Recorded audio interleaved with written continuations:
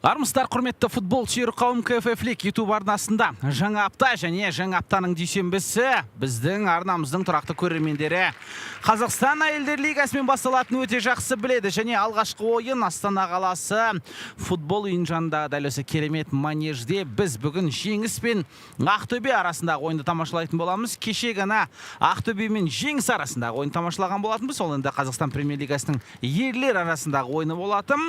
Ол кездегі қонақтар Жеңіс футбол клубы Ақтөбені 2-0 есебімен жеңген еді қонақта. Ал бүгін енді дәл сол Жеңіс әйелдер клубы өз алаңында Ақтөбе әйелдер футбол клубын қабылдайтын болады. Назарларыңызда ойынның бас төрешісі Кирилл Ткачев, оның көмекшілері Ақжол Жарасов пен Аян Базарбай, төртінші төреші Сергей Попов болса, ойын инспекторы Бағдат Тусеев, ал ойын комментаторлары әріптесім Дидар Есемов және мен Әлімжан Тасболатұлы. Здравствуйте, дорогие любители женского футбола. 16-й тур, очередной матч женской лиги. ЖНС дома в доме футбола принимает Ақтөбе. Любопытнейшая встреча, особенно с учетом того, что это первый матч Ақтөбе после победного матча на Кобланда против Биг Шымкент. В той встрече было много драмы, и теперь актюбинцы, а точнее актюбинки, главные претендентки на чемпионство в этом сезоне. Но для этого надо в дальнейшем по сезону идти без поражений. В общем-то, ресурсы для этого у подопечных Александра Семенова имеются. Традиционная жеребьевка перед стартом встречи прошла. Кирилл Ткачев на ваших экранах. Ждем сигнала от него. Тем временем давайте представим хозяек поля. Женская команда ЖНС. В воротах под номером 1 Дидар Накен, кипер команды. Далее Аделия Беккожина, капитан команды номер 4. Кристина Шустова под номером 5. Аялом Талгат под номером 6. Наргиз Нургалиева 7-я. Лейла Садыкова 14-я. Дилда Сайрамбек номер 17. Айгерем Кукозова под номером 21. Адия Аскарова 22-я. Карина Лебедева 25-я. И Карахат Туриханова под номером 33. Махабат Дошанова, главный тренер женской команды ЖНС. Ну а состав гостей вам представит мой коллега Әлімжан Тасболатұлы. Қақпада 72-ші номердегі Алена Радыгина, алаңда 7 Алина Литвиненко, 8 Аида Гаистенова, 9 Мадина Жаңатаева, 11 Қазна Норбаева, 13-ші номердегі Наргиз Гаджиева, 16 Айжан Боронбекова, 17-ші Карина Жұмабайқызы, 21 Дидем Дюльбер, 23-ші команда капитаны Анастасия Власова және 27-ші номердегі Наталья Нұрмиева. Команданың бас бапкері Александр Семенов мырза, оның көмекшісі әдеттегідей Жанаргүл Шалиева екенде айтқымыз келеді. Құрметті көрермен, ойынымыз басталды.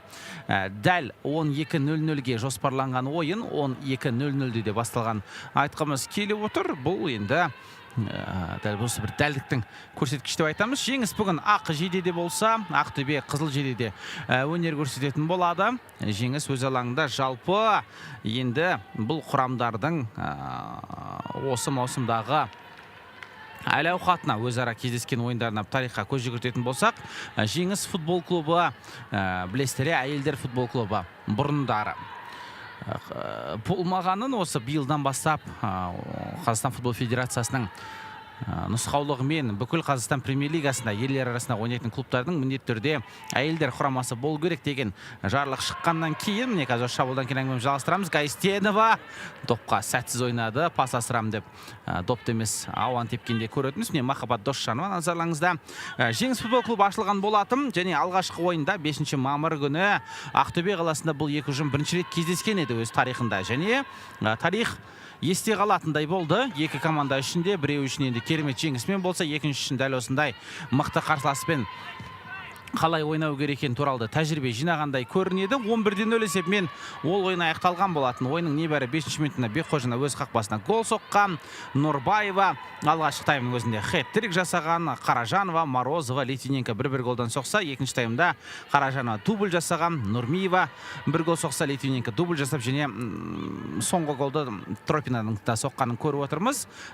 Дәл солай 11-0 есебімен Ақтөбе ойыншылары небәрі Қазақстан премьер-лигасының 4-ші турында қарсыласын осылай тас талқандағанда айтқымыз келіп отыр. Ал қазір енді араға 12 тур салып 16 турда бұл ұжымдар қайтадан келісіп отыр. Міне Александр Семенов мырза, бірақ жеңістің қазіргі таңдағы әл-ауқаты, жеңістің дәл қазіргі таңдағы бабы бір керемет орында тұр десек те болады.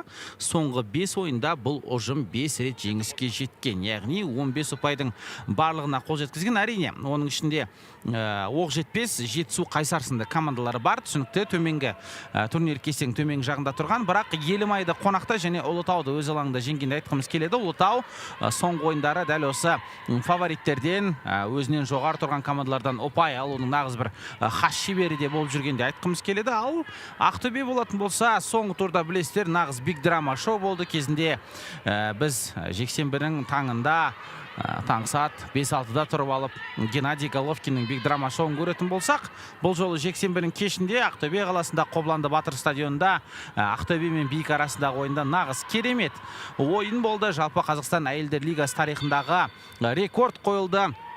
Бұл жерде әрине әдетте біз рекордты голдармен айтатын болсақ, бұл жерде жанкүйерлер саны 9000 адам стадионға жиналған болатын. Ақтөбе футбол клубының ерлер арасындағы ойыншыларының барлығы 13-ші секторда болып команданы қолдағанында видеоларды талай көріп жаттық. Оралхан Өміртаевтың өзі дәл сол 13-ші секторды кереметтей бір алдыға жетелеп, өзі бір әндетіп, ән айтып бастағанда көрген болатымыз. Дәл сондай атмосферада Ақтөбе футбол клубы өздерінің тікелей чемпиондыққа қарсыласы Бейікті 3-2 есебімен жеңген болатын. Ал енді жалпы соңғы жеңілісі қашан деген сұрақ туындаса, биылғы маусымда Ақтөбеде 1-1 жеңіліс жоқ. Қазір айбалаң асырылған пас.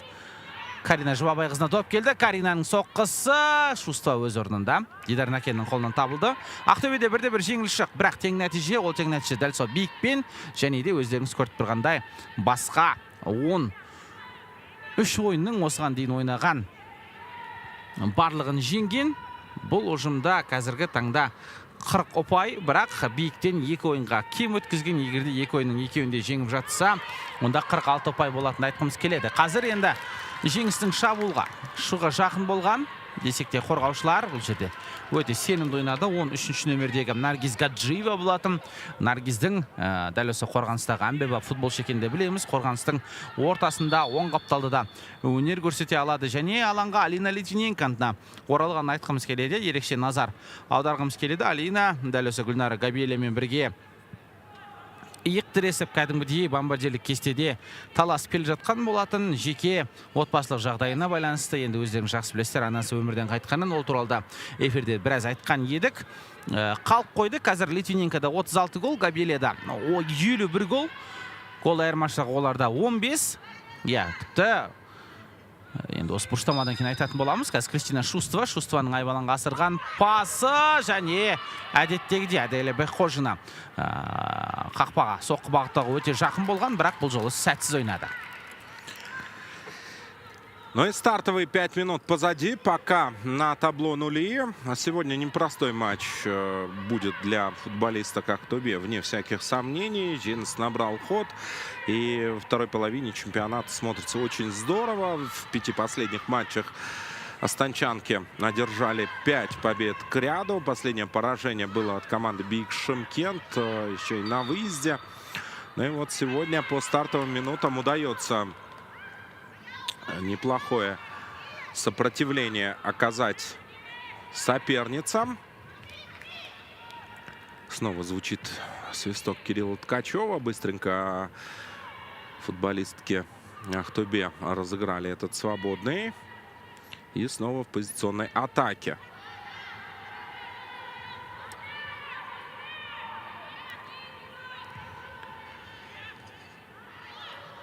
Дидем Дюльбер. Хорошая передача по флангу. Нурмиева не сумела пройти соперницу 1 в 1 Наталья Нурмиева. Дальше потеря. И теперь мяч у футболисток Женса. Правда, ненадолго.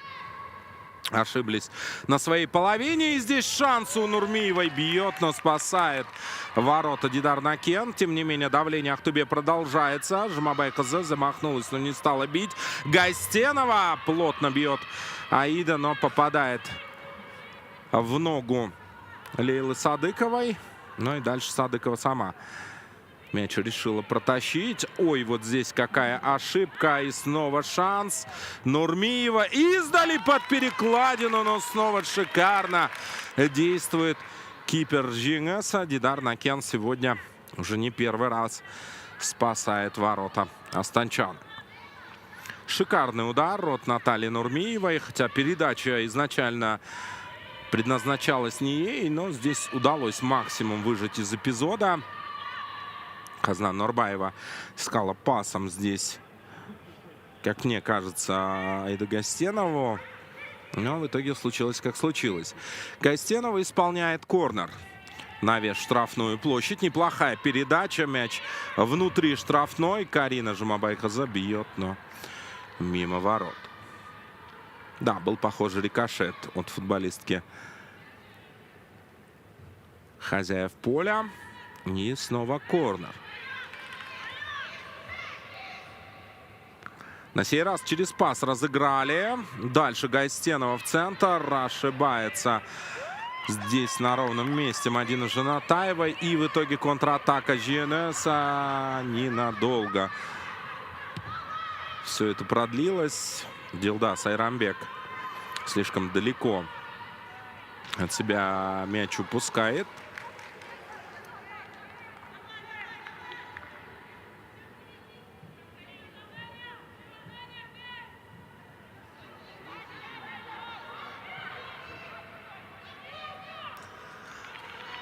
Снова аут.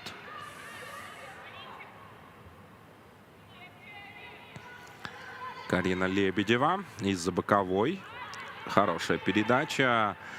Ну и дальше Лейла Садыкова исполняет прострел в штрафную.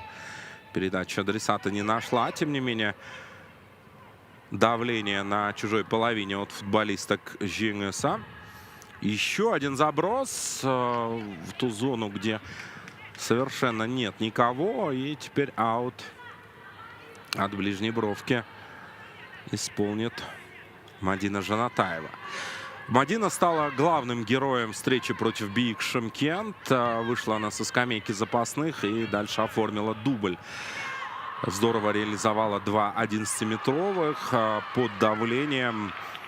Невероятное хладнокровие проявила и сумела таки добыть победу для Ахтубе. В той встрече, как вы знаете, один пенальти актюбинки не реализовали.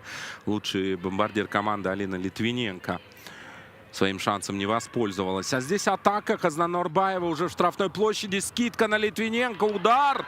И снова спасает Дидар Накен. И, похоже, пенальти зарабатывает Ахтубе. Да. Ошибаются футболистки обороны Жеңіса. По ногам получает Хазнан Норбаева. Ну, здесь еще и желтая карточка Карине Лебедевой. Пенальти для Ахтубе. Ойынның 11-ші минутында, 11-ші минутта басталып жатқан тұста өздеріңіз көргендей Хазнан Норбаева қарсы Карина Лебедева ойын тәртібін бұзған екен. Литвиненконың соққысы және топқа бірінші үлгеріп тұрған болатын Норбаева.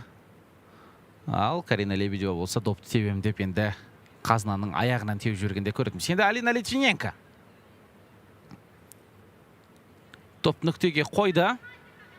Оған қарсы Дидар Накен. Дидардың бұған дейін керемет сайыфтармен көзге түсіп жатқанда біз көрген болатынбыз.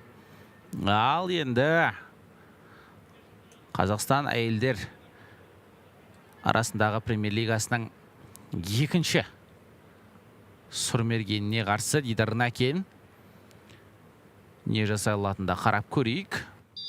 Төрешінің ысқырығы, Литвиненконың соққысы және гол. Гол, Дидар Накен кешігіп болсын доптың қай бағытта ұшатын анықтағаны еді, бірақ Алинаның соққысы бұл кезде қақпаның ішінен табылып үлгерді және 6 дегенді де көрсетті. Сұрап алды біреуден. 4 па, 5 па, 6 ма деді. 41 немесе 51 деп көрсеткен сияқты. Себебі дәл осындай сандарды көрсетті. Бір саусағында 4, бір саусағында 1, немесе 5 деп сұрап алды. Сосын 41 дегенді көрсетті. Әрине, біреуге арнаған шығар. Әдетте Алинаның өте бір ерекше тойлауы болатын, өзінің Т деген әріпті де жасайтын біз үнемі айтатын едік. Бұл енді сол марқұм анасына дәл сол кісінің есімінің алғашқы әріпі болатын. Бірақ бүгін енді Алина олай тойлауды жөн көрмеген екен. Неде болса есеп 0-1 Ақтөбенің пайдасына. Ал қазір енді дәл осы Ақтөбе ойыншылары әрі қарай шабуылдауын жалғастыра береді. Аида Гаистенова қазір. Гаистенова артқа қарай. Бұл жерде Жаңатаеваның әуелеткен пасы. Нұрмиеваның басына келе жатқан топта қорғаушылар шығарып бастаған. Енді Дидем Дюльбер. Дидем бастан доптан айылып қалды. Оңға қарай Лейла Садықоваға пас асыруға болатын дер кезінде, бірақ бұл жерде Дилда Сайранбектің жылдамдығы жетіспеді. Енді Кристина Шустова. Кристина дәл осы жеңіс сапында керемет ойыншылардың бірі. Біраз уақыт қатардан шығып кеткенде айтқан едік. Жарақат алып, біраз ойын ойнамай жүрген. Міне қайтадан енді құрамға оралып, өнер көрсетуін жалғастырып жатыр. Ал бізде Айжан Боронбекова қарсы ойын тәртібі бұзылған екен. Алаң жиегінде тағы да бір айып соққысы орындалатын болады қазір. Көріп тұрсыздар ойын тәртібінің қалай бұзылғанын, және қарсыласының да дәл осы ойын тәртібі бұзылған сәттегі эмоциясы. Қарақат Төреханова сары қағаз алып отыр. Сары қағаздар саны 2, 25-ші нөмірдегі Лебедева және 33-ші нөмірдегі Төреханова небәрі 3 минуттың ішінде 2 сары қағаз алып алды. Бұл енді жақсы дүние емес. Ал қазір Гаджиева назарларыңызда. Қапталдан допты Айбалаңын асыратын болады. Наргиз ұзақ уақыт ойланып тұр. Наргиз төрешінің ысқырығын күтіп, енді ғана Айбалаңын асырған пас. Дидар Накен өз орнында.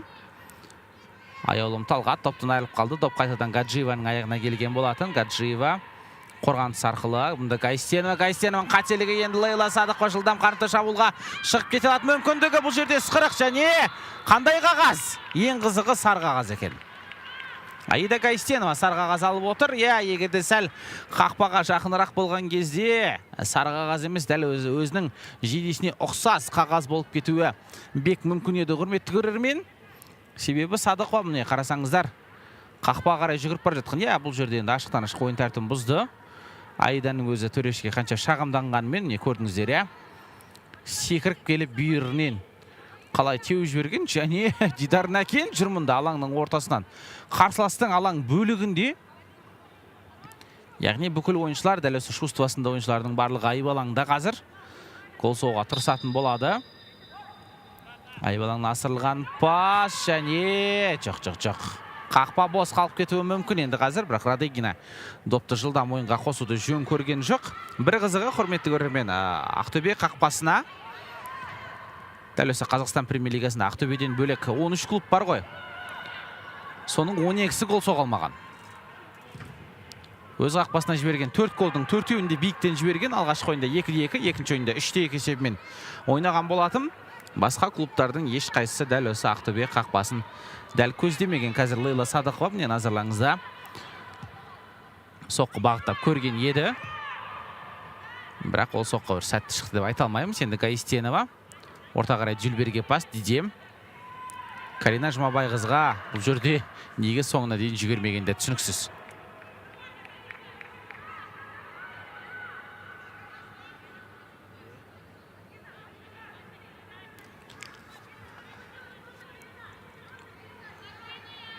Аут. Хозяйки поля разыграют. Не так давно получившая желтую карточку.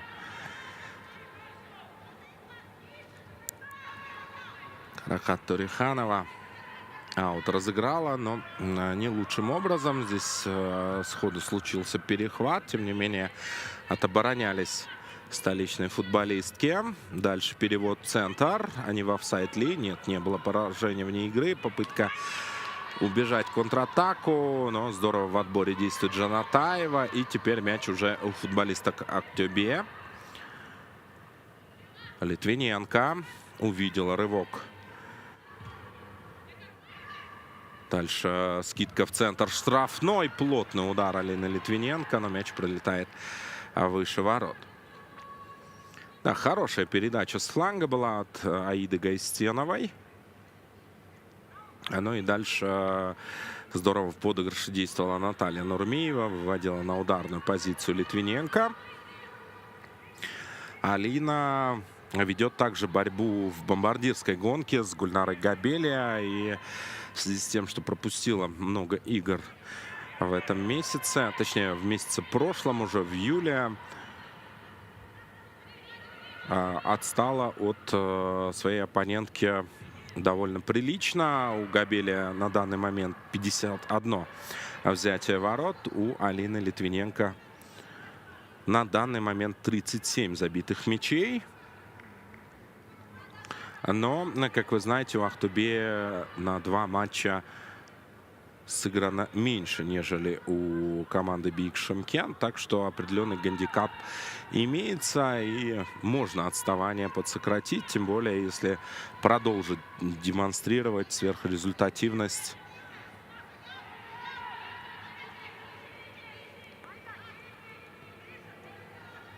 Алина Литвиненко. Дидар Накен не лучшим образом выносит мяч. Теперь аут для астанчанок. В первом круге в Ахтубе все завершилось разгромной победой красно-белых. Уже в первом тайме 7 безответных мячей в ворота Жеңіса забили актюбинки. Хэт-триком отметилась в первом тайме Казна Норбаева. По голу забили Каражанова, Морозова и Литвиненко. Во второй половине еще 4 мяча. И как итог 11-0 выиграли тогда футболистки Ахтубе. Это было в самом старте сезона. 5 мая состоялась встреча. Но радует, что команды лиги прогрессируют. И все чаще мы видим, как те же коллективы вроде ЖНС, Елемая, Кызылжара и так далее навязывают серьезную борьбу соперницам. Здесь опасный момент. И удар головой Натальи Нурмиевой спасает снова Дидар Накен. Очередной угловой будет.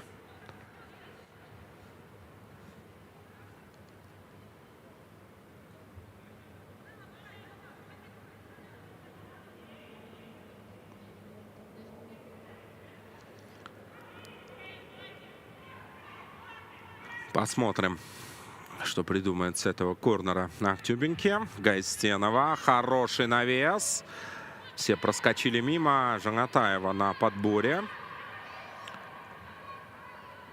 Против нее сразу 2 оппонентки. И аут зарабатывает Мадина Жанатаева. Быстрый розыгрыш в исполнении гостей. Ну и здесь футболистки Жеңіса отбиваются. Аида Гайстенова на подборе. Дальше заброс штрафную от Казны Норбаевой, но передача тоже не достигла адресата. Сол қапталмен Ақтөбе шабуылға шығатын болады. Керемет мүмкіндік және гол. Гол. Бұл Ақтөбенің классикалық шабуылы. Айбалың асырылған пас. Нурмиева немесе Литвиненко бір-біріне пас асырады. Және екіншісі қақпа қарай соққы бағыттайтын. Нурмиевадан пас алған Алина Литвиненко бүгінгі ойында екінші голын соғып отыр. Дәл осылай дубль жасап, есепте де 0-2 қылды Алина. Ал өзінің маусымдағы 38-ші голын соғып отқанда көріп отырсыздар. Власовадан пас алған Нурмиева басымен допты. Алинаның тарапына қарай пас асырған болатын. Ал Алина енді 7 метр 32 сантиметр демесек те, бір 5 метрдей бос қақпаны дәл көздеді. Және көрдіңіздер, голды енді міне кімге арнағанын байқаған шығарсыздар. Енді түсінікті, неге Т деген әріптің қазір Алина көрсетпейтін, енді қалған голдарды осылай тойлайтын шығар. Кезінде Фрэнк Лэмперттің дәл осылай тойлағанда білетін едік. Және біраз голдарында мансабының соңына дейін солай тойлап кеткенін. Әрине бұл енді әр ойыншының жеке бір өзінің шешімі, жеке көзқарасы. Ал Дидар Накен тағы да топты қайтарып жіберген Боронбекованың соққысынан кейін бұрыштама добы болады. Бұрыштама добы Өте қауіпті болу қажет қазір. Жалпы Ақтөбенің әрбір шабуылы қауіпті екенін білесіздер. Карина Жұмабайқызы доп нүктеге қойды. Қазір айбалаңына пас асыратын болады. Әуелетілген пас және Литвиненконың аяғынан табылған доп. Соққы бағытталған. Қорғаушылар сенімді қайтарып бастайды. Жұмабайқызы. Лейла Садықова. Оның қысымда көріп отырмыз. Бірақ Қазына Норбаеваның әуелеткен пасы және соққы бағыттайтын Аида Гайстенова. Кристина Шустова табылды. Боронбекова. Артқа қарай Жұмабайқыздың тағы да әуелеткен пасы. Тағы да Кристина Шустова. Және бұл жерде қателік. Гайстенова, Жаңатаева, Мадинаның пасы сәтті шыққан еді. Сайранбек.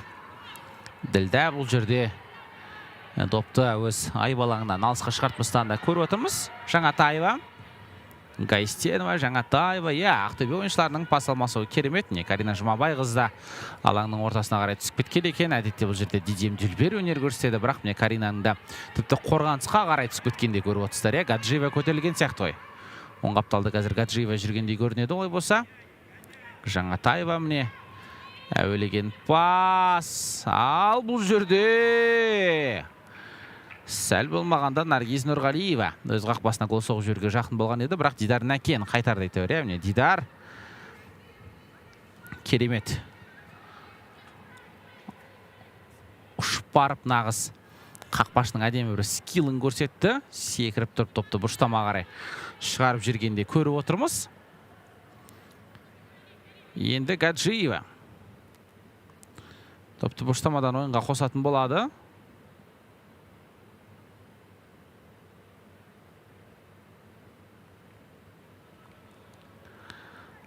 Айбаланға асырылған пас және Карина солға қарай пас асырған. Гаджиева қайтадан.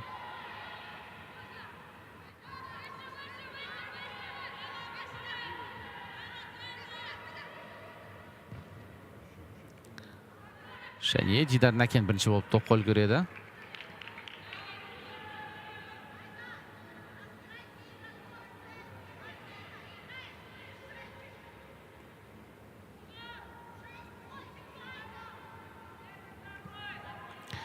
Дидар Нәкен допты ойынға қосады енді, асықпай. Есеп 0-2. Ақтөбе осы айттығы алғашқы ойында 11-0 есепімен жеңді деп. Ол ойынның енді сол бір голдар санынан қалып бара жатыр. Дәл 25-ші минутта есеп 4-0 болған екен. 5-ші минутта Бекхожина өз қақпасына, 7-ші минутта Қаражанова, 23-ші минутта 2 рет Норбаева соққан екен. Яғни 23-ші минуттың басында және соңында, небәрі 1 минуттың ішінде Қазына 2 гол соққан екен. Және 30-ші минутта хет-трик автор атанғанын да көріп отырмыз. Садықоваға пас ыңғайсыз болды. Добалаң жегіне шығып кетті қазір.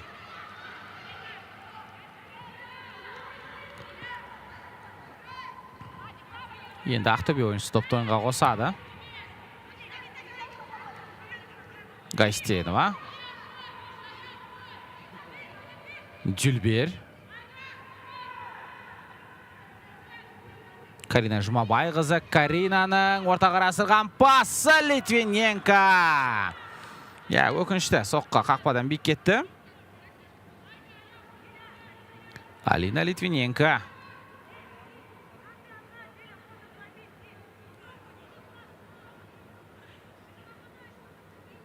Соққысы қақпадан биік кеткенде көріп отырмыз.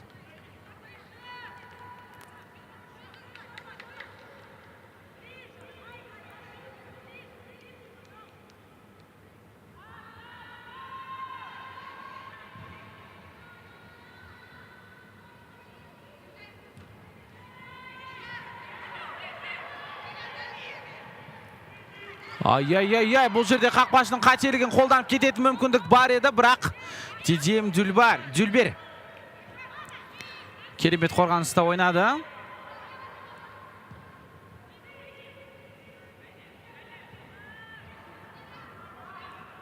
Ал бұл жерде енді Дидар Нәкен қайтадан өз орнында. Норбаеваның асырған пасынан кейін.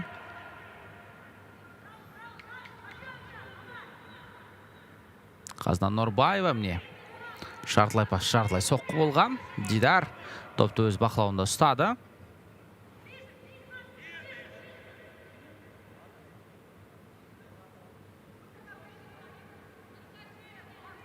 Енді асықпай допты ойынға қосатын болады.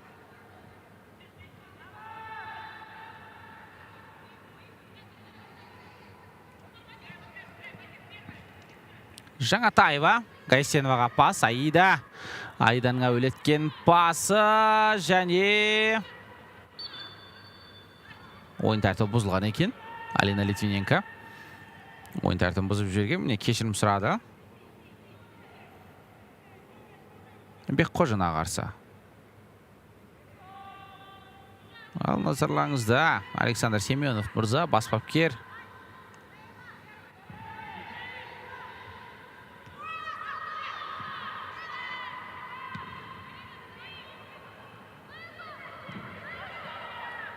Ал қазір Садықова, Лейла доппен. Қазына Норбаеваға. Гаджиева, Дюльбер. Норбаева, Литвиненко. Орта қарай Дюльберге пас. Диде. Және бұл жүрде Дидемнен Аяулым Талғат допты опыңа тартып алғанда көрдік. Лебедеваның орта қарай асырған пасы. Қорған сенімді. Жаңатаева. Бірақ енді допты бір сәтсіз шығар жүргенде көрдік. Бір ал бұл жерде допқа талас. Төреханова. Және Төреханова Карина Жұмабай қызынан өтті. Аида Гайсеновадан талас кезінде допты өзінде сақтап қалды. Жаман емес. Допты ойынға қосқан сәті Төреханованың. Сайранбек. Ділда доптан айырылды. Ойын тәртібін бұзып үлгерген. Махаббат Досжанова даланың жиегінде қазір ойыншыларына қалай ойнау керек екенде түсіндіріп тұр. Міне Сайранбектің ойын тәртібін бұзған сәті. Солға қарай пас. Гаджиева, Жаңатаева, Гайстенова, Жұмабай қызы Жаңатаева, Дюльбер. Ақтөбе ойыншылардың есімдерін тоқтамай айтып отыра берге болады. Неге Литвиненко соңына дейін жүгірмеді? Алина үлгеріп тұрғандай көрінген. Дидарда қақпасынан шыға қоймаған еді, бірақ білмеймін, өзіне үлгермейтіндей көрінді ме екен, е?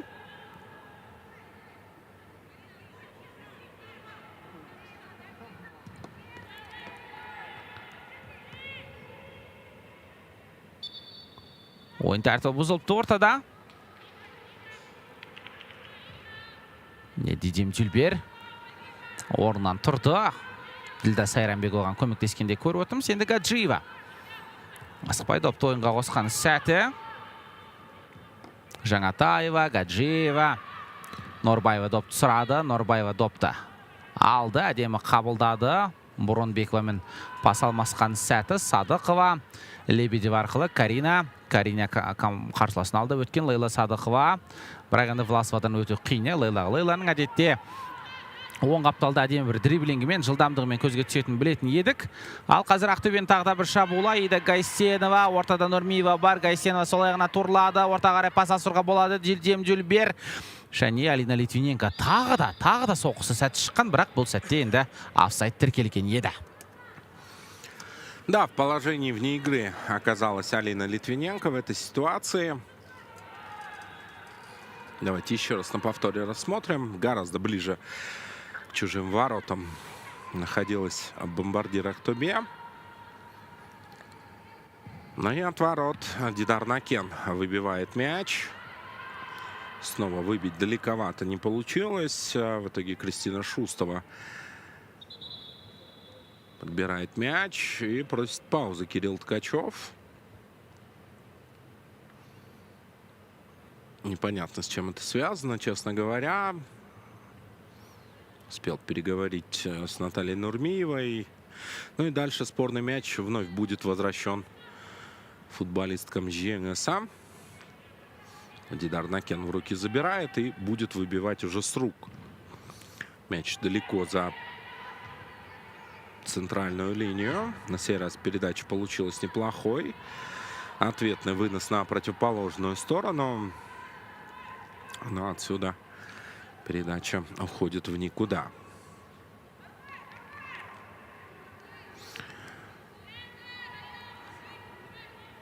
Актюбинки в гостях в этом сезоне выступают очень здорово. Ранее до матча с Женесом выиграли 4 игры в гостях и все с разгромным счетом. Обыграли Улутау 9-0, Елемай 5-0, женскую команду Табол 8-0, Житсу 9-0. Сегодня против Женеса в первом тайме пока сверхрезультативности демонстрировать не получается. Но, как вы знаете, актюбинки еще и рекордсменки этого сезона по самому разгромному выигрышу. Обыграли они футболисток Окжетпеса со счетом 24-0. Правда, сделано это было в домашнем матче, но и тем не менее. Также была победа над Атырау со счетом 19-0. Так что побед у Ахтубе в этом сезоне предостаточно.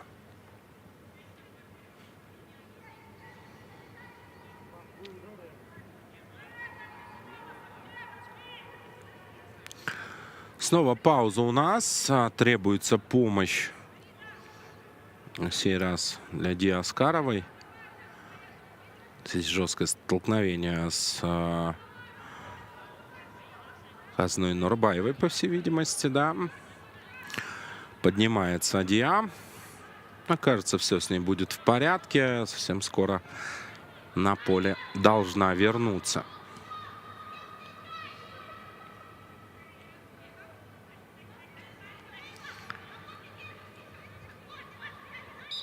Жанатаева свободно разыграет. Нет, оставляет эту возможность для Наргиз Гаджиевой. В итоге передача Наргиз не сумела обработать этот пас Казна Нурбаева.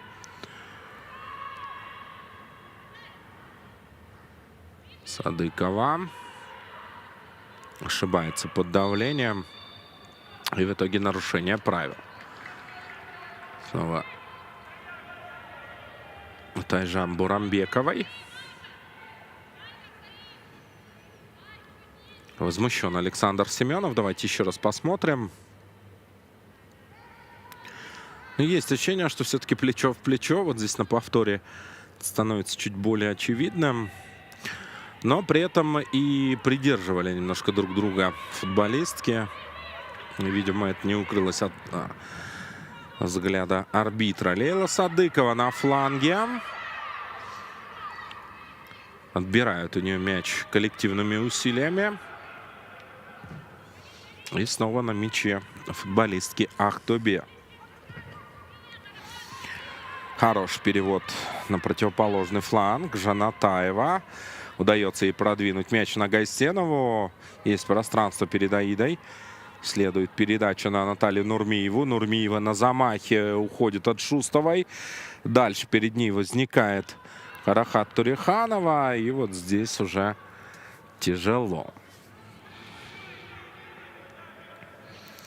В итоге отворот.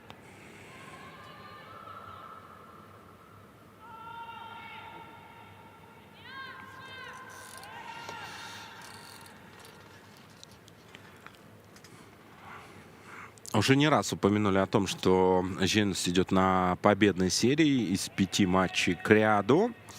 Дома обыграли футболисток жезказганской команды Улутау 1-0. Затем Окжетпес был повержен со счетом 6-0. И свой последний домашний матч провели против футболисток женской команды Кайсар. Выиграли 2-1. Довольно упорное противостояние мы с вами увидели. Но добыть победу астанчанкам удалось.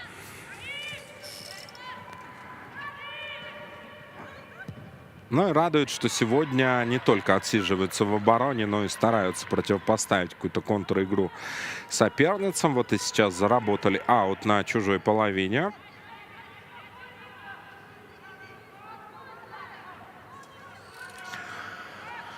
Лебедева отправляется к мячу.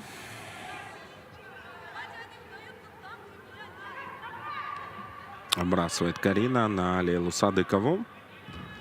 Садыкова в окружении двух соперниц. Снова аут. Максимум, что удалось выжить в этой ситуации.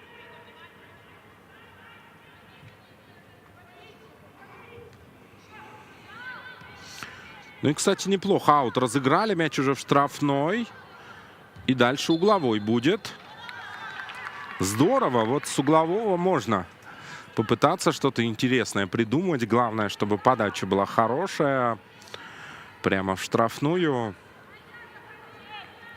Ну и, как мы видим, актюбинки тоже довольно внимательно к этому стандарту относятся. Выстроились практически всей командой внутри собственной штрафной. Шустова отправляется к угловому флагу. Будет ли сама Кристина этот корнер исполнять? Да, похоже, что так. Давайте посмотрим. Вот он навес. Прямо во вратарскую. Опасно как.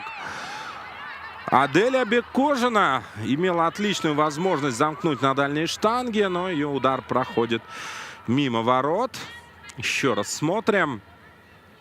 Да, вот здесь последний момент, кажется, Хазна Норбаева головой выбивала. И в итоге на добивании Аделя Беккожина. Но попасть в створ не получилось. Следом нарушение правил. Дильда Сайрамбек переусердствовала в этом эпизоде. Сыграла жестко против Дидем Дюльбер. Ну, кстати, сама Дидем также приверженец довольно жесткого стиля игры, особенно в отборах безжалостно действует турецкий легионер Ахтубе.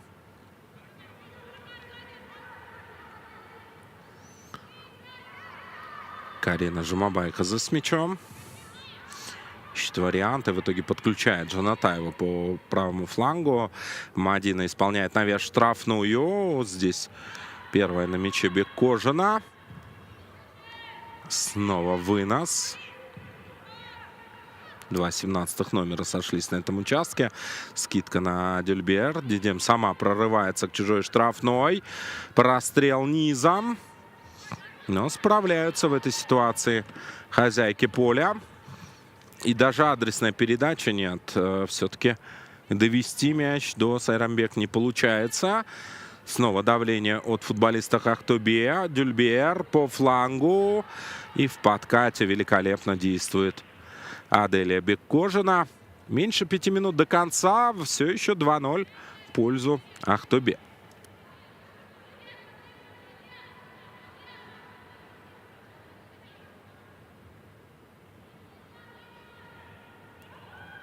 Нурмиеваның Литвиненко асырған пасы. Алина Мнедоппен қазір. Артқа қарай. Мадина Жаңатаева Мадинаның алыстан бағыттаған соққысы. Қақпадан биік кетті. Дидарына кеңінен назарларыңыздар. Жалпы құрметті көрермен бір ойға келіп отырық. Дәл осы таблодағы нәтижеге қарап, дәл осы ойынның өрбу барысына қарап, естеріңізге сала кететін болсақ, тағы да сол бірінші ойынмен салыстыратын болсақ, алғашқы таймның осындай 41 минутында есеп 7-0 болған. Ал бүгін небәрі 0-2. Әрине Ақтөбенің фаворит екені, Ақтөбенің бүгін ойында жеңіске жету мүмкіндігі көп екенін ешкім жасырмаған. Оны барлығы түсінгенде айтқымыз келеді, бірақ жеңіс ойыншыларының қорғаныстағы ойыны тіпті шабуылдада мүмкіндіктері бар, шабуылдап жатқанын, тіпті қарсылас қақпасынан гол соғуға жақын болғанда көріп отырмыз. Яғни жеңіс футбол клубының дәл қазіргі таңда деңгейінің өскені. Қыздардың да дәл осы маусым басына қараған кезде біраз бір Норбаеваның соққысы. Кайсенова соққысы қақпадан биік кетті. Деңгейлерінің өскенде көріп отырмыз. Бұл жаман емес, бұл жақсы көрсеткіш. Жарты маусымға осылай. деңгейі өсетін болса, онда алдағы маусымдары келесі жылы, арғы жылы бұл ойыншылардың көбісі жас, нағыз хас шебер болып, Қазақстан әйелдер лигасының да деңгейі бір ерекше болатын болса, чемпиондыққа 2 команда емес, бірнеше команда таласатын болса, онда әрине біздің көзіміз қуанатындай жағдай болады. Себебі енді Биік Шымкент 16 ойында 169 гол соқты деген, ол бір қазіргі таңда біріншіліктің қатты бір бәсекелестікке бір сай емес екенінде көрсеткіші ғой, нағыз. Бірақ десек те Биіктің дәл осы қарсыластарды бір ойсырата жеңбеген еді. Біраз болған деп айтайын десек, 2 ойын болған екен небәрі. Тобылды 23-тен 0 қылып жеңген. 19 турдың ойында, енді ол ойынды алдын ала ойнап тастаған болатын. Ал қазір міне Ақтөбе қорғаныста Жаңатаева, Гаджиеваға пас, Гаджиева, Власоваға, қайтадан Гаджиева. Наргиздің жаңа бір сәтте керемет денесімен айналып кеткенде көрді. Карина Жұмабайқызы жалғыз өзі алаң ортасында ойқастап жүр. Еркін қимылдап жүргенде көріп отырмыз. Соңға қарай пас. Жаңатаева, Дюльберге, Диде. Нұрмиева ашылып тұр бұл жерде. Литвиненко, Норбаева да бар. Литвиненкомен пас алмасты. Бірден Қазына Норбаеваға пас асыруға болатын еді, бірақ қарсыластың аяғын басып кеткенде көрдім. Садайлы Бекқожина бірден құлағанда көрдік. Ал төреші Дидем Дюльберге қандай шешім шығарады екен? Көрсетпейтін сияқты сарғағаз. Әдейі жасаған жоқ, міне. Доп қойнайым деп аяғынан теуіп жібергенде көрдік. Бізде бірақ 2 сарғағаз бар қазіргі таңда. Карина Лебедева мен Қарақат Төреханова да. Карина дәл сол пенальти сәтінде сарғағаз алған болса, ал Төреханова одан кейін алған еді. Ойын тәртібі бұзылды қазір. Керісінше Сайранбек бұзды дейді. Ділда ойын тәртібін бұзған екен. Мадина Жаңатаеваға қарсы, және Ділданың өзінің басы ауырып алаңда жатқанда көріп отырмыз. Жаңатаева бірінші топқа үлгерген екен.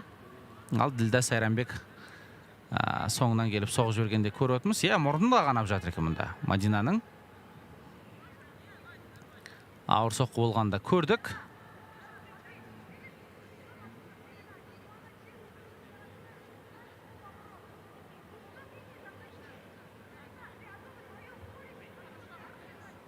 Өте ауыр соққы.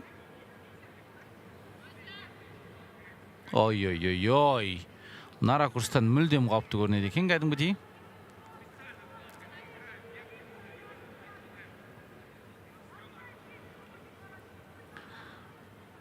Басымен келіп дәл мұрнынан қағып жүргенде көрдік. Ал төреші 1 минут уақыт қосыпты. 1 минут уақыт.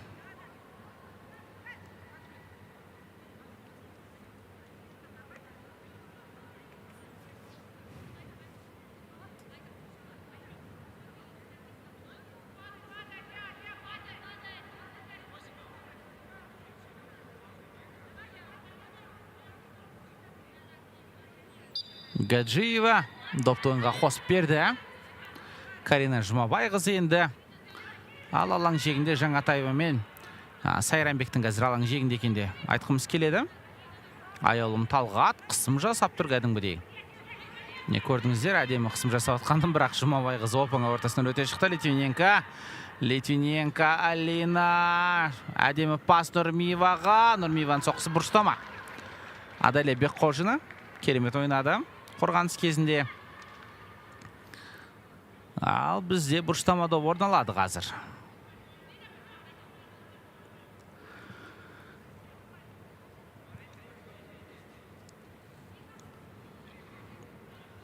Литвиненко әдемі Шустованың жанынан пасты асырып жіберген болатын.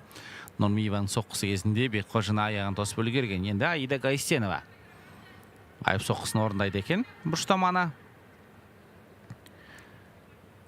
Аиданың әуелеткен пасы. Қақпа қарай бағытталған соққы. Дидар Нәкен қайтадан өз орында. Аида тағы да допты асырған болатын, бірақ бұл доп алаң жегіне шығып кетті. Осымен құрметті көрермен, Біздің де бірінші таймымыз аяқталды. Есеп 0-2 қонақтардың пайдасына, ал біз сіздермен 15 минуттық үзілістен кейін қайта қауышатын боламыз.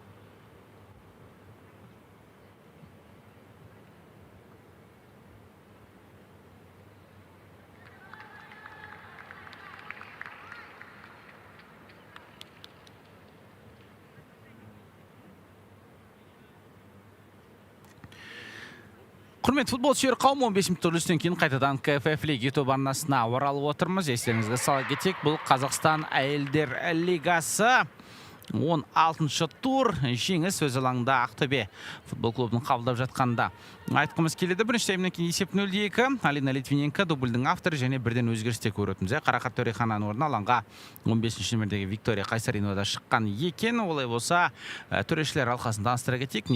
Төрешінің бас төрешінің ысқырығы Кирилл Ткачев мырза, оның көмекшілері Ақжол Жарас және Аян Базарбай, төртінші төреші Сергей Попов болса, ойын инспекторы Бағдат Тусеев. Дәл осындай ұжыммен енді жұмыс жасайтын болады. Ал комментаторлар Дидар Есемов және мен Әлімжан Тасболатұлы. Алаң иелерінің құрамынан бастайық. Жеңіс қақпада бірінші нөмірде Дидар Нәкен, 4 Аделя Бекқожина. Команда капитаны 5 Кристина Шустова, 6 Аяулым Талғат, 7 Наргиз Нұрғалиева, 14 Лейла Садықова, 17 Ділда Сайрамбек, 21 Әйгерім Көккөзова, 22 Адия Асқарова, 25 Карина Лебедева.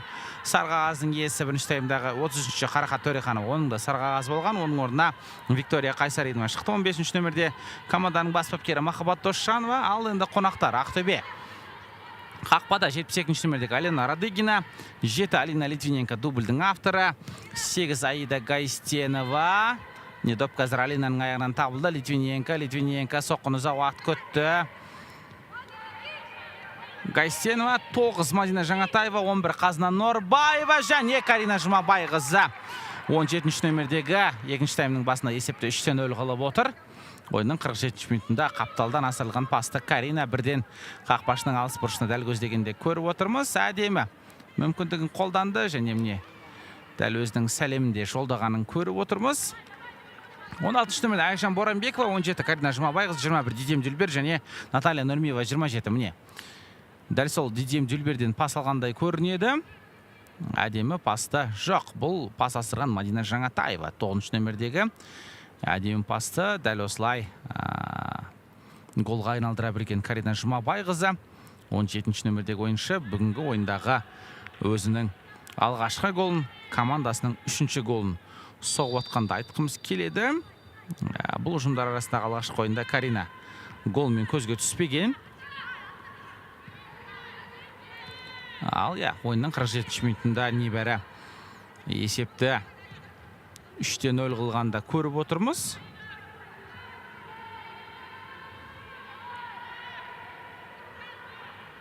Қонақтар Ақтөбе футбол клубы әрі қарай есептегі сенімді ұпайын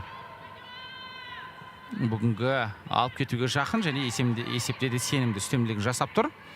Жалпы Карина Жұмабайқызы бүгінгі ойында керемет өнер көрсетіп жатқанда айтқымыз келеді. 1996 жылы дүниеге келген, жасы. Бір қызығы Каринаның туған күн екен бүгін. 29-ға келген күн екен міне. 4-ші тамыз күні Карина дүниеге келген және өз туған күнінде гол соғып атқанда айтқымыз келеді. Каринаны біз енді әріптесіміз Дидар екеуміз шын жүректен туған күнімен құттықтаймыз. Дәл осындай керемет ойынымен көз қуантып жүре беруінде тілейміз. Және маусымдағы өзінің 8-ші голын, 9-ші голын соғып атқанда көріп отырмыз. Карина Жұмабайқызы дәл осындай сұрмергендігімен де көзге түсіп, әдемі ойын көрсетіп жүргенде айтқымыз келеді. Жалпы Қазақстан ұлттық құрамасының ойыншысы Карина соңғысы естеріңізде болса, ұлттық құраманың ойында да айып соққысын керемет орындаған болатын. Гол соққан еді.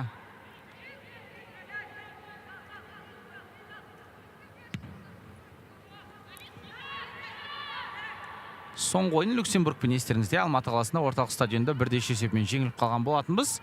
Ұлттар лигасының келесі Б дивизионына шығуға әдемі мүмкіндігіміз болған еді, бірақ өкінішке қарай ойынның 6-ші минутында Қазына Норбаева алаңнан қуылған еді және Карина Жұмабайқызы 15-ші минутта бір ойыншыға аз ойнасақта айып соққысын керемет орындап Люксембург қақпасынан гол соққан едік, бірақ екінші таймда 3-1 гол жіберіп алып, өкінішке қарай ол ойында жеңісті қолдан беріп қойған еді. Қазір енді Алина Литвиненко доппен оңға қарай керемет пас, Боронбекова мұнда, Айжан топта артқа қарай пас асырған сәті Жаңатаева, ал Дидем Дүлбердің бұл соққысы енді қақпаға қарай бағытталғанымен, бірақ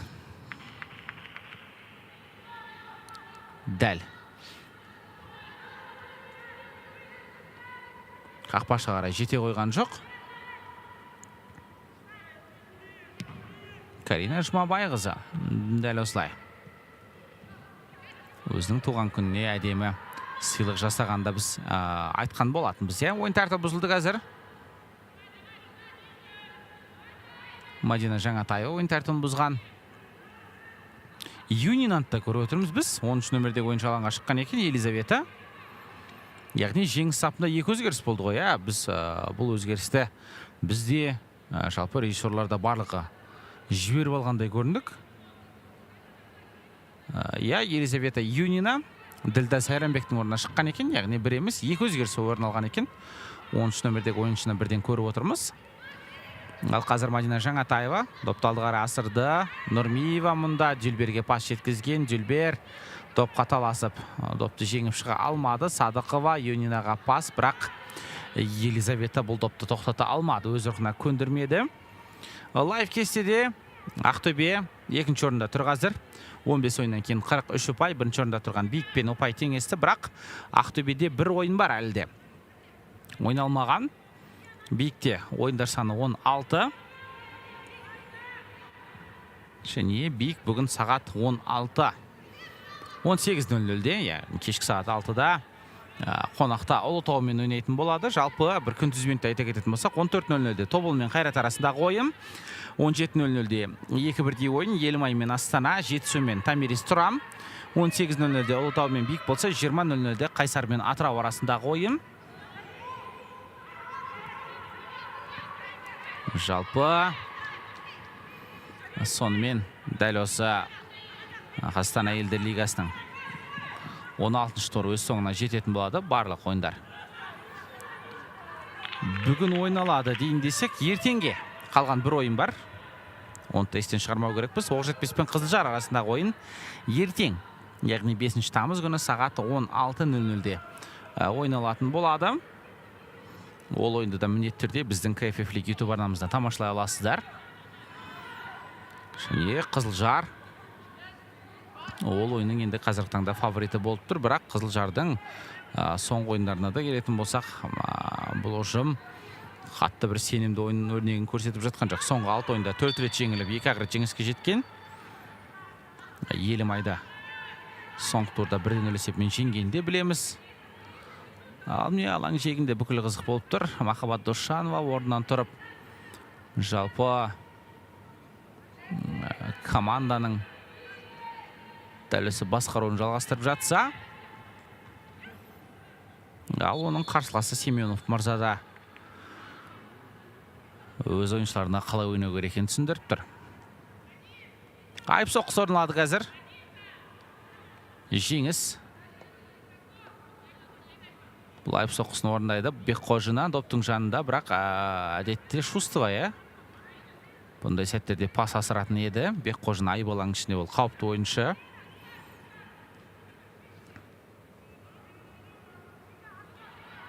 Қайтадан Дидар Нәкен келіп тұр, екінші рет көріп отырмыз. Дидар жайдан жай емес. Қараңыздаршы, бұл жолы бір 30 метр жерден пас асыруға келіп тұрғанда көріп отырмыз. Қазір егерде ойыншылар допты қабылдап болатын болса, қақпа бос, қақпа қарай бірден соққы бағыттауға болады. Міне қазір Аида Гайстенова допты қабылдады, басын бір көтеріп қақпа қарай қарап алғанда көріп тұрмыз. Дидем Дүлбер, бірақ Дидем бұл жерде доптан айырылды. Лейла Садықова, десек те Дидем қайтадан тартып алған, алдыға асырған пас. Енді Нұрмиева, оның алдында бірақ ойыншы оңға қарай асырған пасы. Дидар Нәкен үлгереді.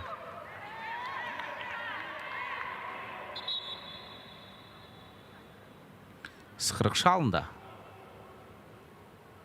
Не болған екен? Дидар Нәкенді бізге ұзақ көрсетіп тұр. Дидар да допты құшақтап алып, осылай асықпай жатқанында көріп отырмыз. Біреуге сары қағаз көрсетілген сияқты, осы үзілісте. Түсініксіз қазір ойыншылар алаңда жүр. Енді міне Дидар Нәкеннің айбаланға асырған пасы кезінде не болған екен?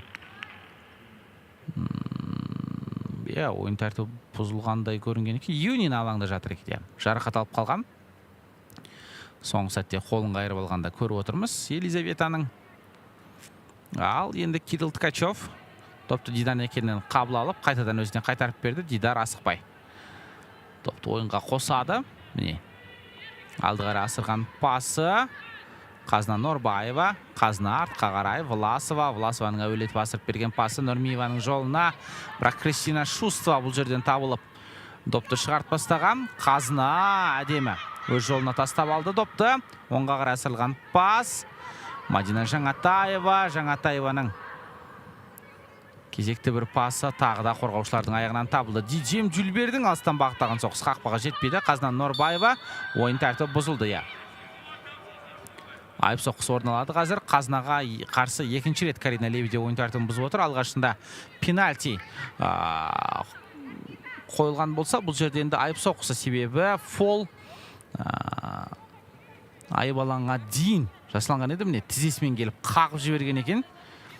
Ешбір ойланбастан 4 ойыншы қазір тосқауылға тұруын сұрады Дидар Некен, ал айып соққысы енді өте қауіпті болу қажет қазір. Алина Литвиненко, Гаджиева барлығы осында. Да, точка для штрафного довольно перспективная. Сейчас совещаются футболистки Актобе. Литвиненко мяч устанавливает, и, похоже, именно Алина исполнит этот штрафной. Положенные 9 метров пошел отчитывать Кирилл Ткачев. Консилиум продолжается. У мяча также Гаджиева, Карина Жумабайказа. Ну и что в итоге? В итоге, похоже, Наргиз Гаджиева исполнит этот стандарт. Внимательно Дидар Некен устанавливает стеночку из 4 футболисток. Как мне кажется, можно было выставить их чуть правее. В итоге Наргиз бьет, да, на дальний угол. Такая мягкая, скорее как подача выглядел этот удар. Но в итоге Дидар Некен справляется. Нурмиева, Жанатаева. От территории полностью владеют актюбинки в эти минуты. Еще один заброс. До Литвиненко передачи не доходит. Дидем Дюльбер. Снова пас назад. И теперь через Анастасию Власову. Заброс на правый край. Гайстенова в борьбе. Теряет мяч Гайстенова, но Актобе без мяча оставался ненадолго. Здесь Нурмиева подхватывает, и в итоге угловой показывает арбитр. Стандарт для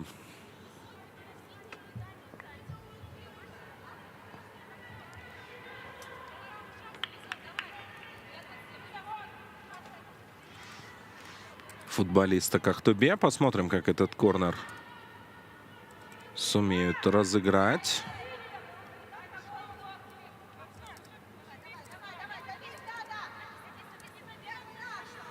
Аида Гайстенова у мяча. 5 футболисток в красном, чужой штрафной. Навес следует прямо во вратарскую.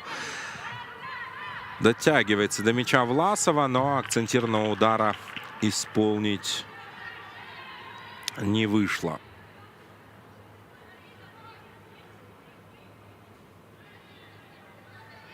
Еще раз на повторе он демонстрирует этот момент.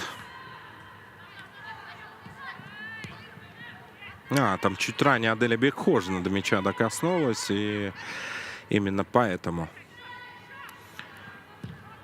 не получилось акцентированно пробить у Власовой. А здесь опасно, и, похоже, очередной угловой. Нет, мяч остается в поле. Гайстенова корпусом укрывает и дожидается того, что мяч покидает пределы.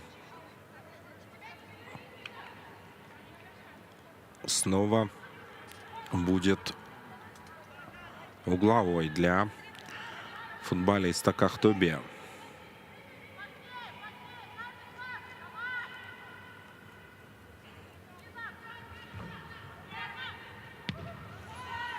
Заброс не самый лучший. Отбивается оборона Женеса.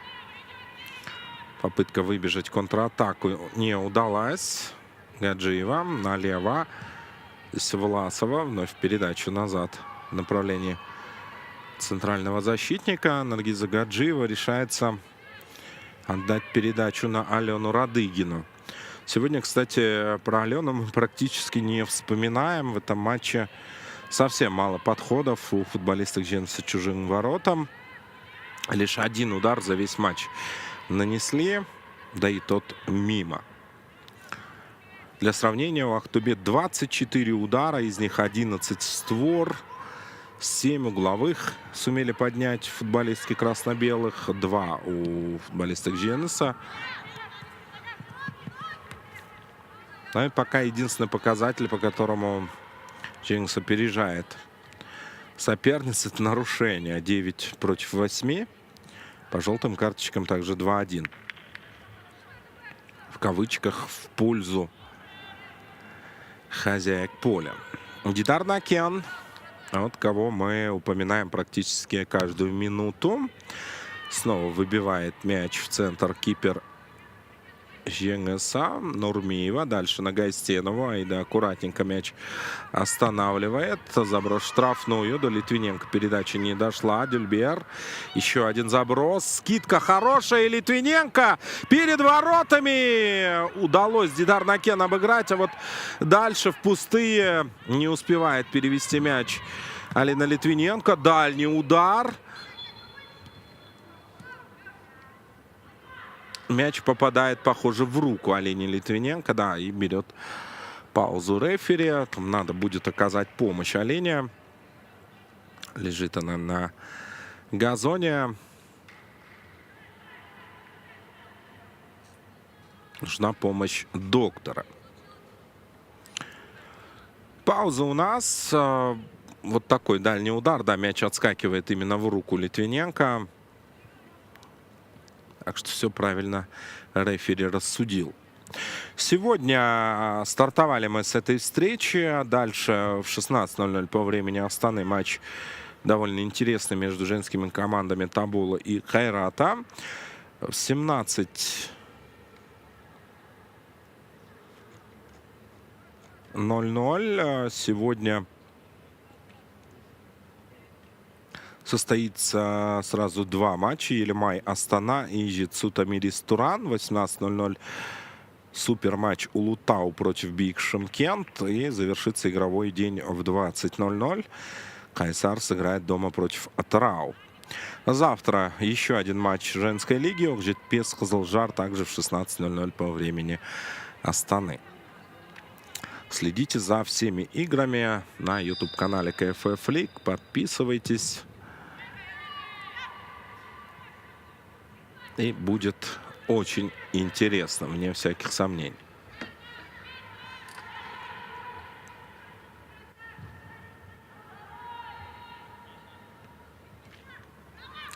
Тем временем борьба в центре поля. Выигрывают эту борьбу футболистки Женеса.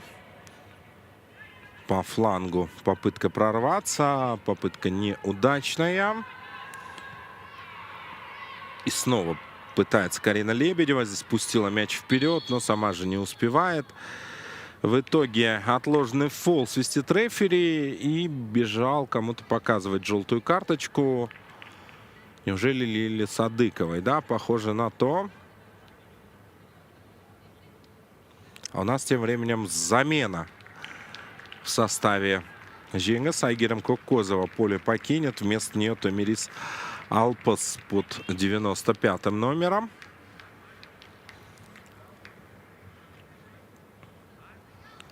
Уже третья замена от астанчанок в этом матче.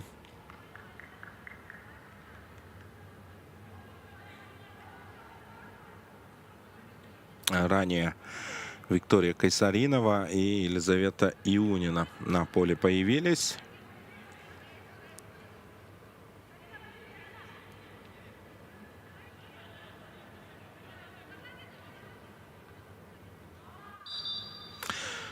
Ну и, наконец, игра возобновляется. Из-за боковой вбрасывают Актюбинки.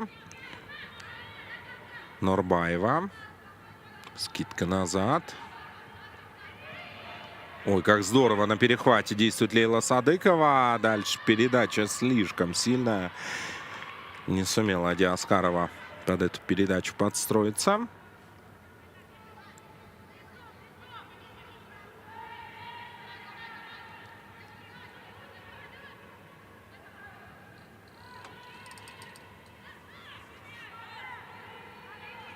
Нет, все-таки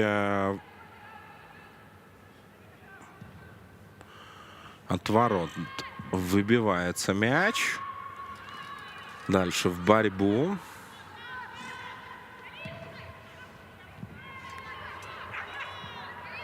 Не удалось до Норбаевой довести, но здесь Казна сама вступает в отбор, а дальше Карина Жұмабай-Қазы нарушает правила. Төрешінің ысқырға Карина бұл жерде бір түсінбегендей көрініп тұр, иә. Аздап біраз шаршаған да көретін және енді аузымызды жиып бастаған едік. Карина Жұмабай-Қазының орнына Әсем Қарашанова шығады. Қазір 13 нөмірдегі Каринаның шаршап қалғанын көрдік. Терлеп алаңдағы ойыны да біраз жылдамдығы да төмендеп кеткенін байқаған едік. Әсем Қарашанова шықты алаңға. 13 нөмірдегі ойыншы. Әсем.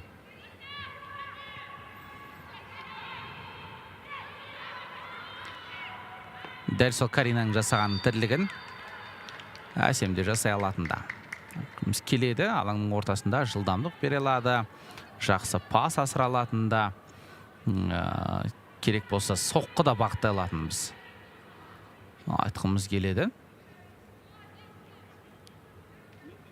Бұл ойыншы да Қазақстан ұлттық құрамасының ойыншысы.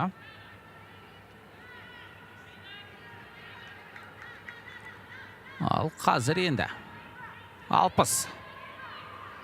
Тамирис допты ойынға қосатын болады.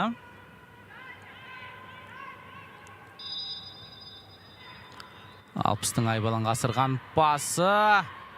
Шустова құлап жатыр. Ал қазір мүмкіндік болмайды. Нұрмиева допталың жегіне шығарып бастады. Кристина Шустова болса төреші қарап маған қарсы ойын тәртібі бұзылды деп шағымданып жатқанда көріп отырмыз.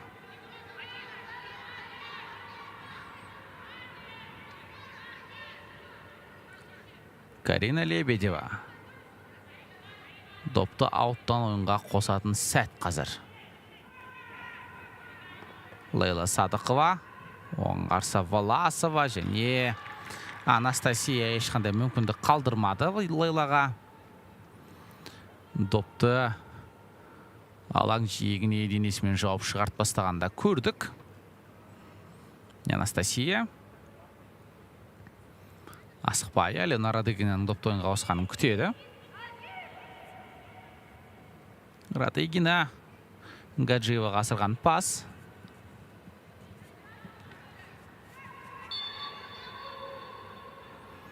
Және ойын тәртібі бұзылды қазір.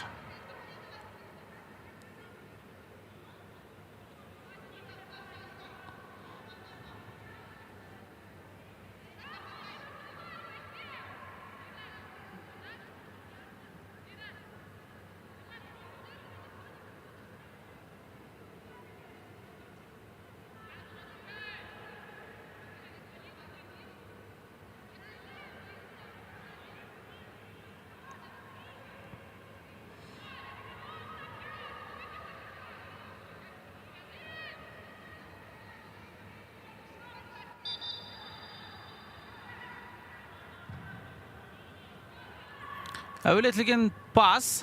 Радыгина қайтадан допты алаң жегіне шығарт бастады.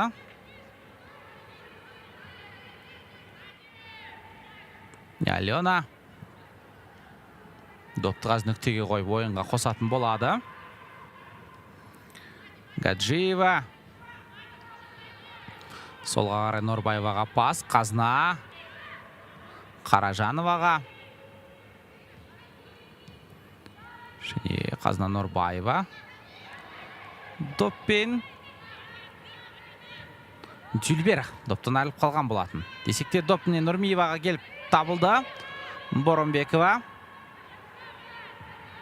Жаңатаева оңға қарай пас. Ал енді қазір асықпай Ақтөбе ойыншыларының шабуылында көріп отырмыз. Жалпы келесі турға да келетін болсақ, жеңіс келесі турда қонаққа Атырауға қарсы ойнайтын болады. Әсем Қаражанова Қаздоппен. Және ол ойында да жеңіске жетуге жеңістің жақсы бір мүмкіндігі бар. Ал Ақтөбе келесі турда кіммен кездеседі деген сұрақтың жауабын айта кетейік. Қонаққа Қайсарға барады екен.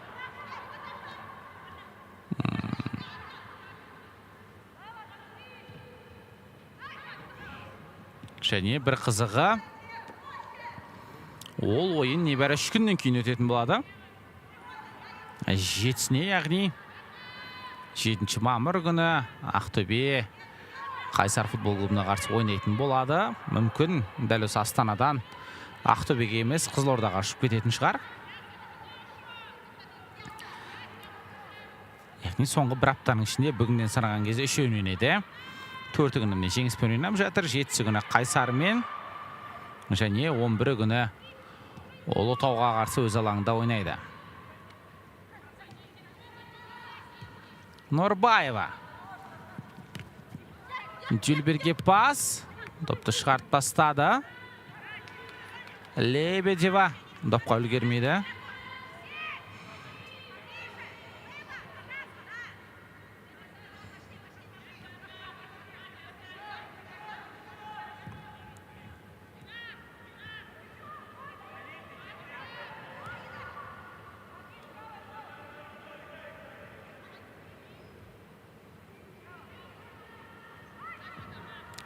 Әуретілген пас. Тағы да сәтсіз шыққан Қаражанова. Оңға қарай асырылған доп. Пас келді және Норбаева қарсы тағы да ойын тәртібі бұзылды дегендей Қазына алаңға құлап тұр.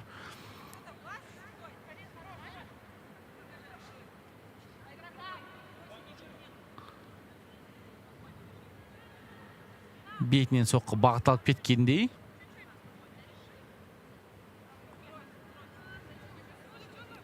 Карина Лебедеваның басына келіп соғысып қалған екен Қазына.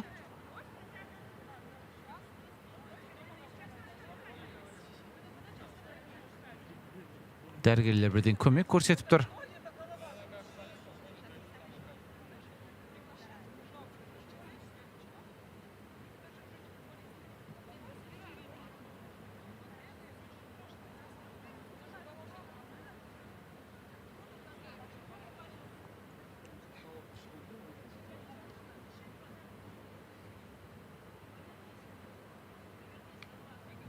Ұзақ үзіліс. Қазына Норбаеваның қазір таңда жағдайын қарастырып жатқанда көріп отырмыз. Дәл осы бет сүйегінен соқ қалған еді көзінің қасынан. Власова да осында. Ал Норбаева міне орнынан тұрды. Аздап ашылып кеткен сияқты, қабағы. Солай сөйлесіп жатқанда көрдік, аздап бір қан бар сияқты сөзің шыны керек. Бірақ біз енді бұрыштама добын тамашалаймыз қазір.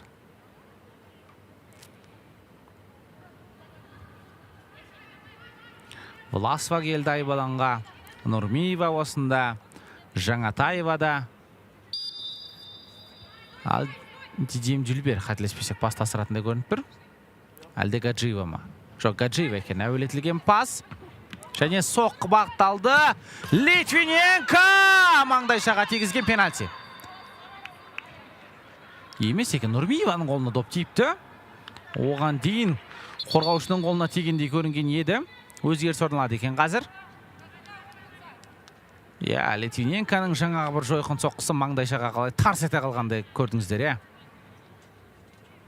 Ал бізде алаңға 65-ші нөмірдегі Марина Кисканен шықты. Қазына Норбаеваның орнына.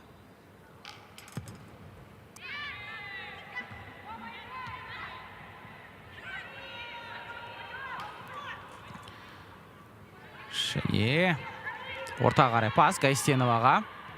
Аида артқа қарай Дюльберге, Дидем. Дәл осы Кисканен туралы айтатын болсақ, енді жақында қатарға қосылғандай көрінеді, себебі біз дәл солай. Марина Кисканен, ресейлік ойыншы, 94 жылы дүниеге келген. Әлі Қазақстан премьер-лигасында ойыны көрсетпеген екен. Алғашқы ойынына шығып отыр. Маринаға қош келдің дейміз.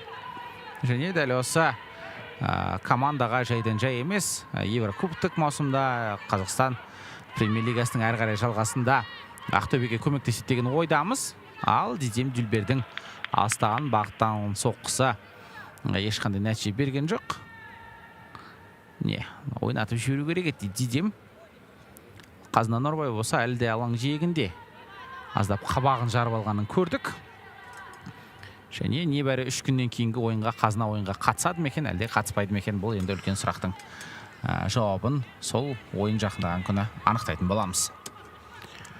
Ну и еще один вопрос, который сейчас волнует в первую очередь болельщиков женской команды ЖНС. Сумеет ли домашний коллектив, по крайней мере, забить гол престижа?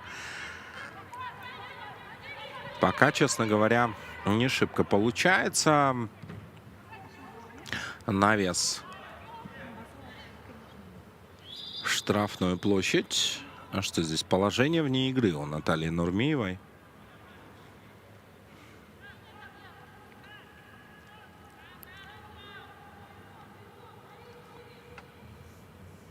Давайте еще раз посмотрим. Вот он, навес Жанатаевой. Да, Нурмиева была первой на мяче.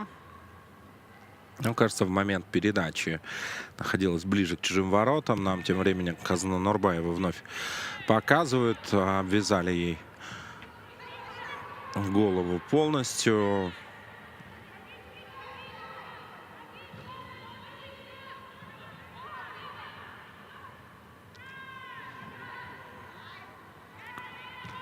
Но ничего из этого извлечь не вышло. Пришлось замениться. Дальше Гайстенова. Хорошая передача на Литвиненко. Навес от Алины. Удар. Выше ворот пролетает мяч. Очень хочет Наталья Нурмиева сегодня забить. Говорили мы преимущественно про бомбардирские подвиги Алины Литвиненко. Но надо понимать, у Нурмиевой тоже своя дуэль с футболисткой БИК Шымкент Розмари Адесиной. У Нурмиевой 20 забитых мячей на данный момент. У Адесины ровно столько же.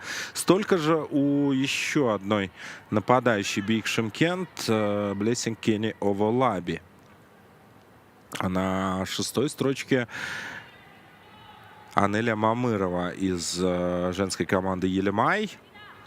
Ну и вот эти 4 футболистки борются за топ-3 на данный момент. Возможно, до конца сезона что-то поменяется. Но сейчас отрыв Гульнара Габеля и Алины Литвиненко выглядит умопомрачительным. Бьет Литвиненко, изящно вкручивала в дальний угол, но спасает ворота Дидар Накен. Еще один прострел, и снова угловой зарабатывают красно-белые. Вот он на ваших экранах. Марина Кисканен, не так давно присоединившаяся к команде Ахтубе.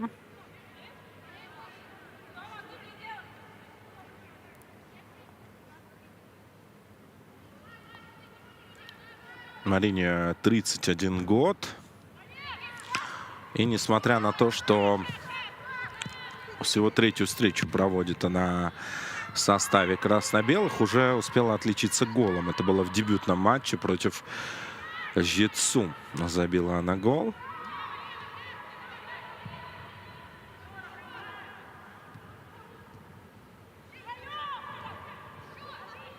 А сегодня появилась в концовке второго тайма.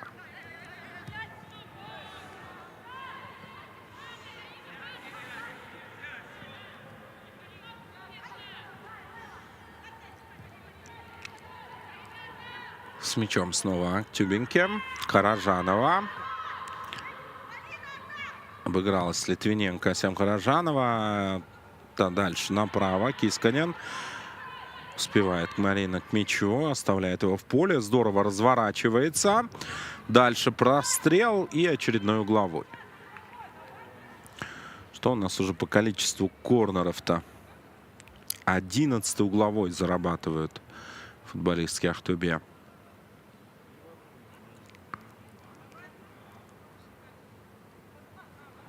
Напомним, всего 2 корнера у Жеңіса. Да и то в первом тайме они их заработали. Во второй половине совсем контр-игры не наблюдается. Каражанова у мяча.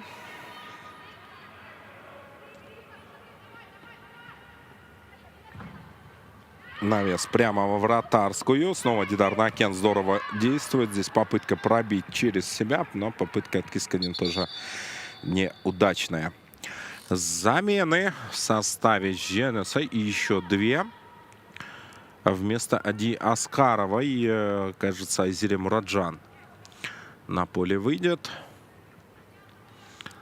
Аскарова отправляется отдыхать. Под аплодисменты партнерш по команде.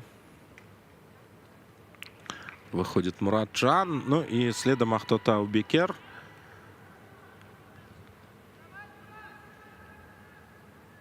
Вместо Наргиз Нургалиевой.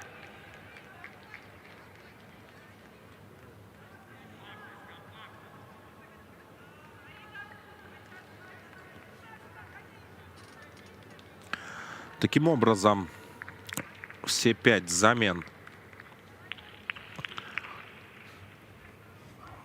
успела произвести Махаббат Тошанова. И теперь концовку встречи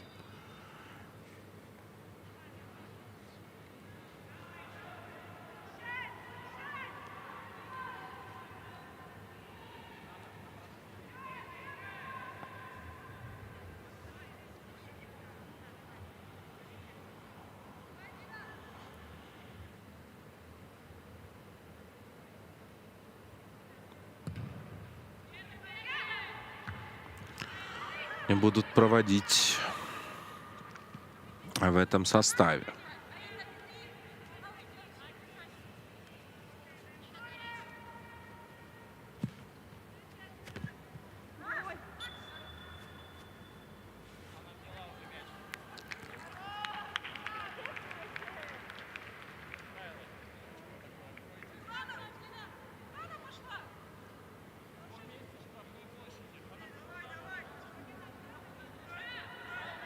Снова от ворот разыграет Дидар Накен.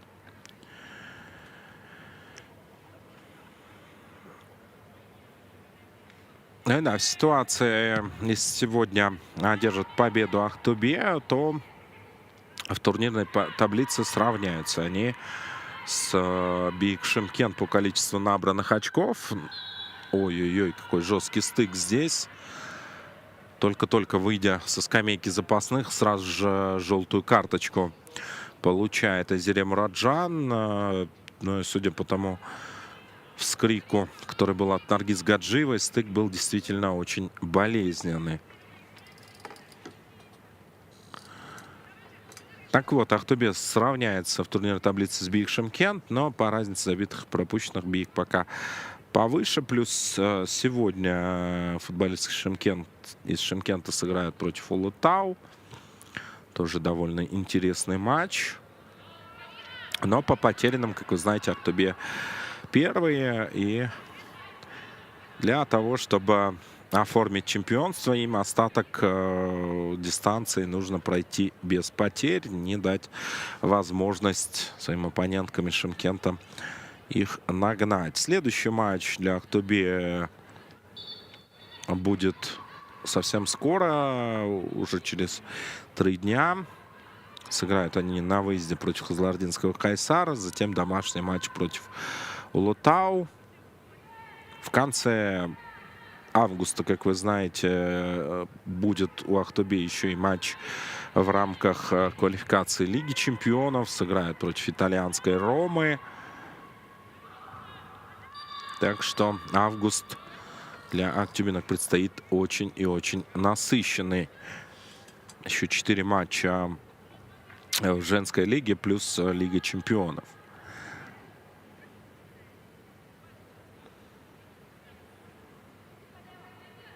Ну и опять же усиление в лице той же Марины Кисканян. Это скорее усиление под Лигу чемпионов, под глубину состава.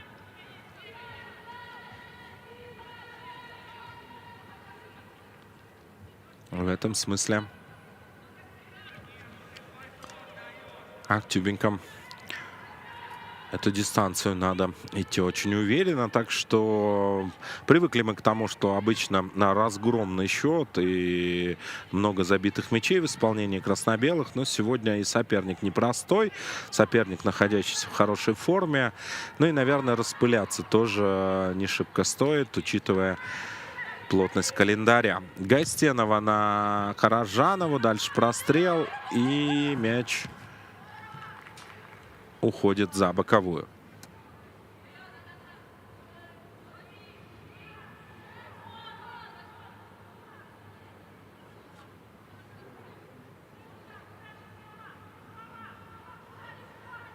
Аида Гайстенова қазір ауттан допты ойынға қосатын болады.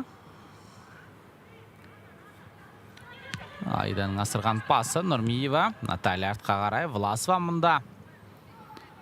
Власова Айбаланға пас асыратындай көрсетіп тұрып, аяғын тартып қалғанда көрдік. Жаңатаева. Қаражановаға пас, әсем сол аяғына торлап тұрып, соққы бағыттай алады. Міне сол аяғына торлады, екінші рет. Екі ойыншының жолынан алып тастаған, бірақ соққы бағыттайтын мүмкіндікті жоғалтып алған еді. Власованың әуелеткен пасы. Нұрмиеваның соққысы Дидар Нәкеннің қолынан табылды. Жалпы Ақтөбе бүгінгі ойында да 3 ұпайға қол жеткізген ешкімнің бір күмәні болып тұрған жоқ шығар. Қалған 4 минуттың ішінде жеңіс 3 гол соғады, немесе одан көп соғады дегенге сену өте қиын. Кезекті жеңісімен құттықтай берсек те болады Ақтөбені, бірақ есеп соңға қалай болатыны бізге өте қызықты.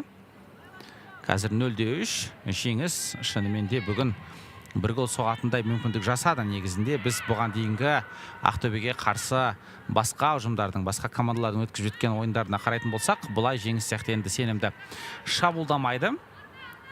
Бұрыштамалар да болды бір-екі, тіпті осы бұрыштамадан гол соғатында сәттер болған еді, бірақ соңына шейін жеткізе алмады бұл шабуылдарды. Дидем Дюльбер артқа қарай Власоваға. Шустованың қателігі. Және ойын тәртібі бұзылған екен. Енді Ақтөбе айып соққысын орындайды қазір. Кирилл Ткачев. Сықырық қалған екен оның жанында. Литвиненко да келіп тоқтады. Алина өз орындайтындай көрінеді. Гаджиева да осында. Наргиз бірақ топтың жанынан кетті. Алина Литвиненко бірден қақпаға қарай соққы бағыттайды мекен қазір. Өте қызық болады, егерде қазір осы нүктеден гол соғып жіберсе. Жақа өлетіп пас асырды Литвиненко. Және пас орта қарай асырылған. Нұрмиеваның тарапына бұл жерде 65-ші нөмірдегі Кисканен болатын пас тасырған.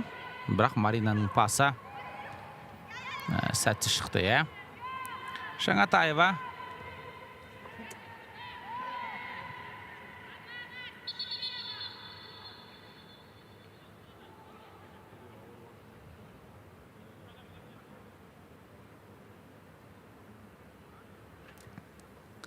Кристина Шустова аздап жарақат алып қалған екен қазір.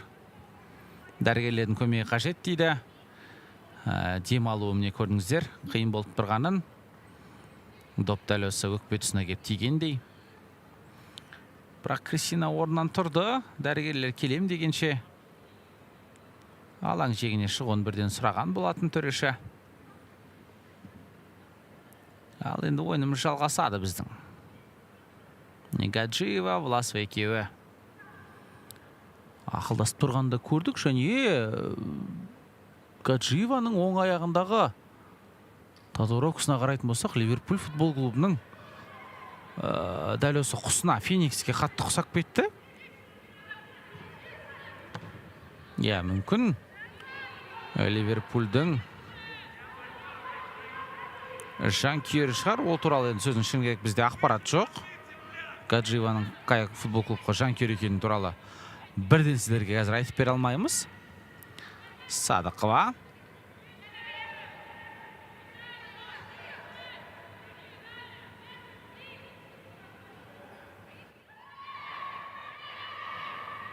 доппен қазір жеңіс ойыншылары еді.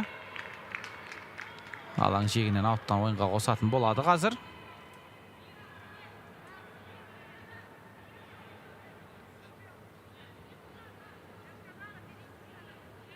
Даңғалса бүгін Екатерина Бабшуктың да алаңда жоқ екенін көріп отырсыздар, иә.